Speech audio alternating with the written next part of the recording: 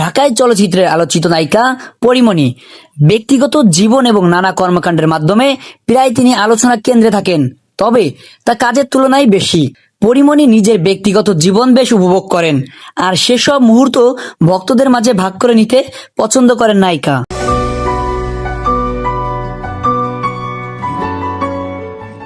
চলছে শীতের মৌসুম, অর্থাৎ পিঠা পার্বণ তো চলবেই, আর সাধারণের মতো তিনিও পিঠা খেতে ঢাকা ছাড়লেন। শুক্রবার দুপুরেই ঢাকা ছাড়েন এই নায়িকা। প্রতিমধ্যে ছবি তুলে জানান দিলেন তার ভ্রমণের কথা। পরীমণি তার অফিসিয়াল ফেসবুক পেজে বেশ কিছু ছবি পোস্ট করেছেন। ছবিতে দেখা যায় নায়িকা ঢাকা ভাঙ্গা এক্সপ্রেসওয়েতে গাড়ি থেমে নেমেছেন।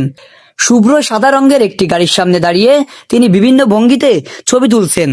কোনো ছবিতে তাকে হাসি খুশি মুখে হাত উঁচিয়ে বি সাইন দিতে দেখাতে দেখা যায়, আবার কোনো ছবিতে তাকে আনন্দে দুই হাত প্রসারিত করে দাঁড়িয়ে থাকতে দেখা যায়। যদি মনটা চুরি করি তোমার মন আকাশে। ছবিগুলোতে নায়িকার পরনে ছিল জিন্স, টি শার্ট ও জ্যাকেট, পিছনে সবুজ গাছপালা ও পরিষ্কার নীলাকাশ ছবিগুলোকে আরো আকর্ষণীয় করে তুলেছে। ছবির ক্যাপশনে পরীমণি লিখেছেন, ভালো থেকো আমার প্রিয় শহর, যাই একটু পিঠা খেয়ে আসি।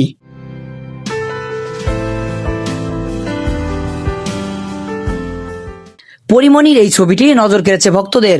মুহূর্তেই তা হাজার হাজার লাইক ও মন্তব্যে ভরে উঠেছে।